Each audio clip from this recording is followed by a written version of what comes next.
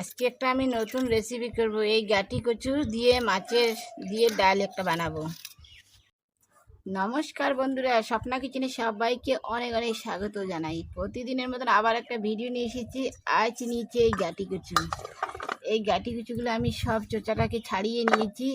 এই গাটি কচু দিয়ে রুই মাছ দিয়ে আজকে একটা আমি সবজি বানাবো। আর এই সবজিটা খেতে এত দুর্দান্ত হবে, গরম ভাতে একদম জমে যাবে।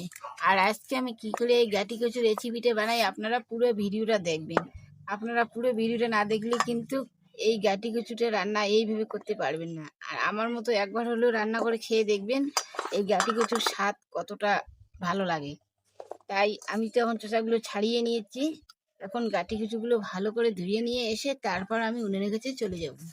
আমি উনুনটা ধরে কড়াইতে বসে দিয়েছি। কড়াই আমার গরম হয়েছে, কড়াইতে এখন তেল দিয়ে দিব। তেলেতে আমি রসুন দিয়ে দিব। ছোটো সাইজের আমি দুইটা পেঁয়াজ কুচি করে কেটে নিয়েছি, এই পেঁয়াজ দুটো দিয়ে দিব।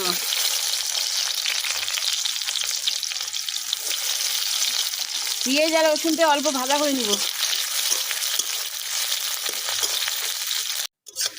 আমার পেঁয়াজ রসুনটা ভাজা ভাজা হয়ে গেছে। এখন আমি গাঁটি কচুগুলো দিয়ে দিব।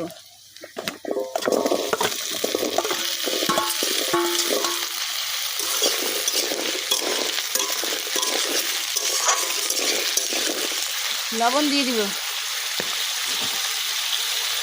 হলুদ দিয়ে দিব,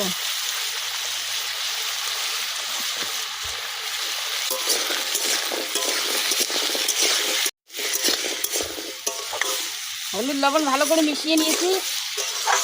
এখন আমি ঢাকনা দিয়ে রান্না করে নিব।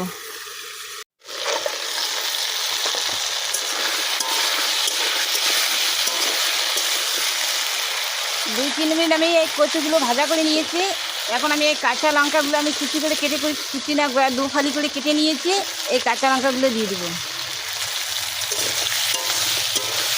আবার আমি ঢাকনা দিয়ে রান্না করব। এখানে আমার আদা বাটা আছে, আদা বাটাটা দিয়ে দিব। ধীরে ধীরে দিয়ে দিব। কাশ্মীর লঙ্কার গুঁড়ো অল্প রঙের জন্য আমি দিয়ে দিব। মশলাগুলোর সাথে আমি এই কচুগুলো ভালো করে কষিয়ে নিব।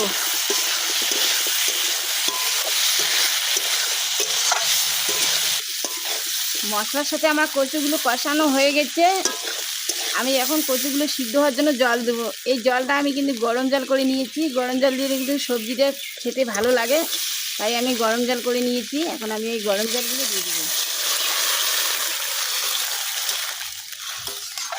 এই জল দিয়ে আমি কচুটাকে সিদ্ধ করে নিব।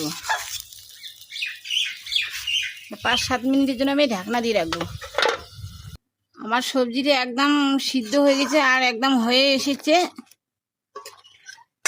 আমি এখানে রুই মাছ নিয়েছি। রুই মাছগুলো আমি ভাজা করা দেখাই নাই। এই মাছগুলো আমি এই যে তরকারিতে দিয়ে দিব।